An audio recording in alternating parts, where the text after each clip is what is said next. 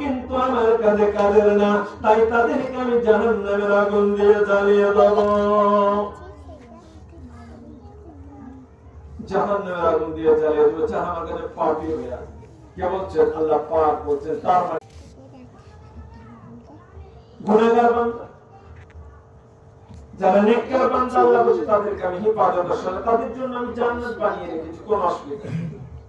আল্লাহ কোরআনে বলেছেন ওয়াল আসর ইন্নাল ইনসানা লাফি খুসর। আল্লাহ বলছেন যে জামানার কসম করে বলছে, জামানা বলতে অনেক দিনের কসম করে আল্লাহ বলছে ইন্নাল ইনসানা লাফি খুসর, প্রত্যেকটা ব্যক্তি খাসারের মধ্যে, খারাপের মধ্যে রয়েছে। বলার পর আল্লাহ রাব্বুল আলামিন আবার ভাগ করে দিচ্ছেন। প্রথমে বললেন সকলেই খারাপের মধ্যে, যেই মানুষই খারাপের মধ্যে রয়েছে আল্লাহ পাক আবার ভাগ করে দিচ্ছেন ইল্লাল্লাযীনা আমানু